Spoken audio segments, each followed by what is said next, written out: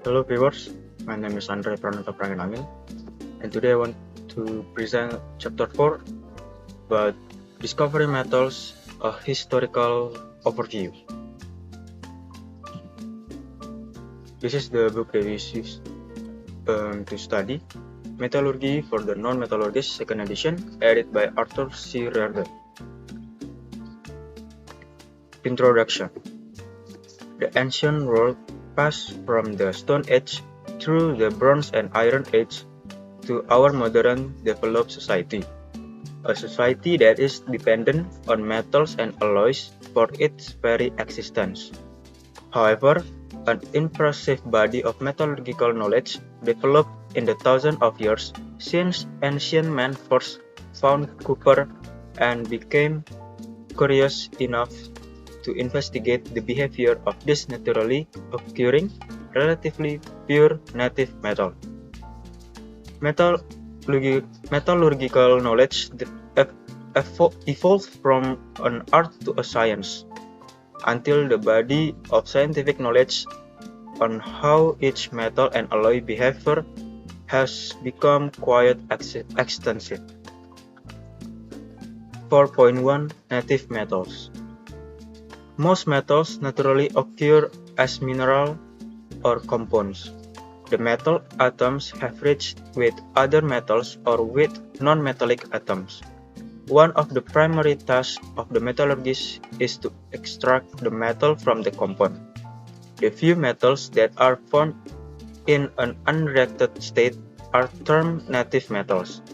Through the use of native metals, the science of metallurgy was born. Copper, like gold and silver, exists in a native or natural state. Ores that were more than 99.9% pure were found in many parts of the world.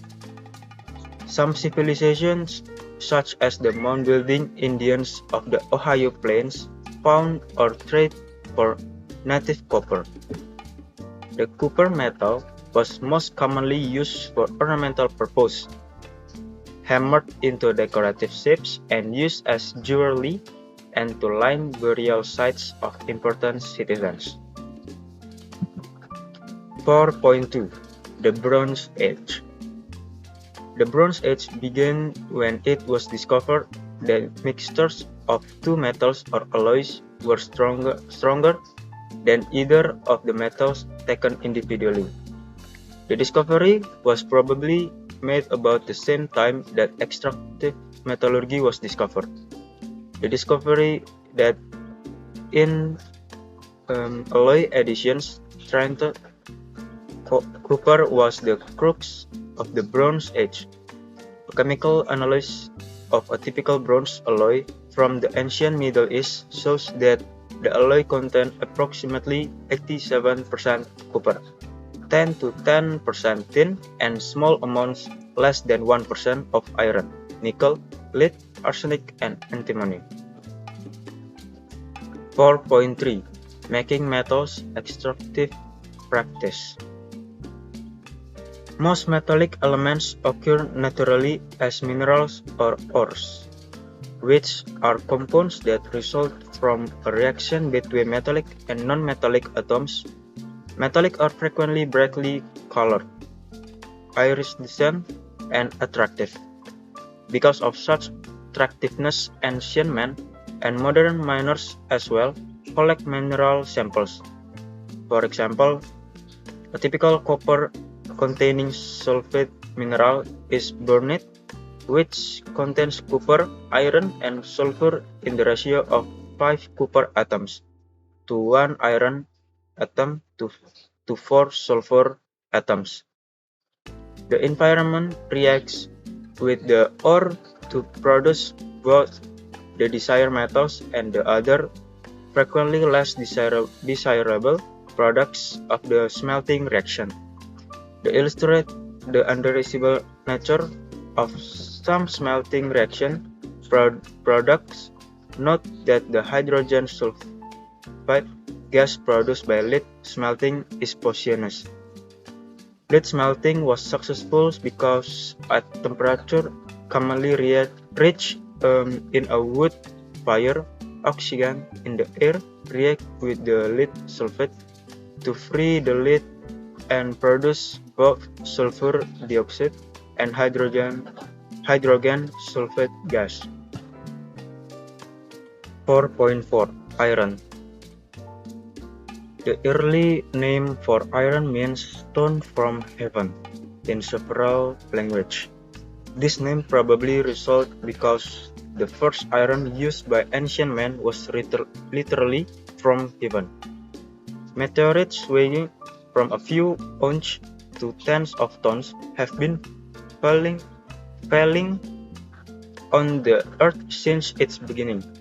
The meteorites frequently contain large quantities of metallic iron, and the first iron used by ancient men was from these stones from heaven.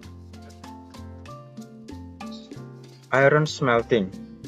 As with the reduction of copper sulfide ores, the first reduction of iron oxide was probably accidental.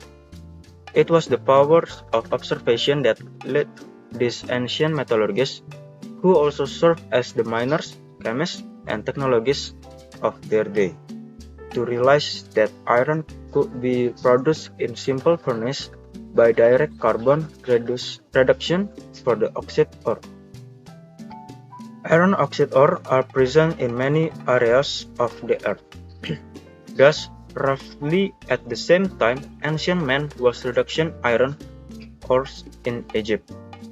It also was being done in other areas. China, India, Africa, and Malaya served as sites for this initial development of iron-making practice. 4.5 Discovery of modern metals.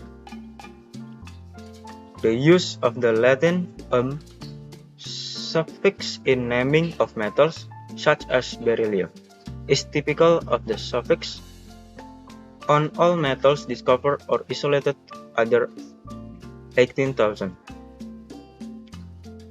Many of these metals have tremendous commercial importance, primarily because of their use as alloying elements.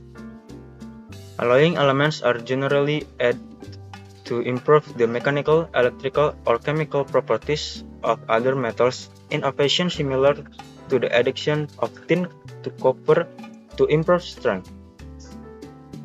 Some of the commercial use of several of the metals are described subsequently. Beryllium is added to copper to improve its strength. The mechanism or process by which beryllium increases the strength of copper is very different than the strengthening that results by tin or zinc addition to copper. Cadmium was discovered in 1817 and is primarily found in zinc ore. Cadmium coatings or platings were used to protect nuts, bolts, and other components made of high-strength steel or other relatively corrosion-prone metals.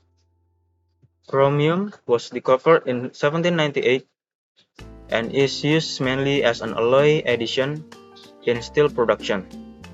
Chromium improved the resistance of steel to oxidation and corrosion and is an essential ingredient in stainless steel. And the last, molybdenum was discovered in 1781 and is primarily used as an alloy addition to steels. However, molybdenum melts at 2620 Celsius or 750 Fahrenheit compared to 1535 Celsius or 2795 Fahrenheit for iron.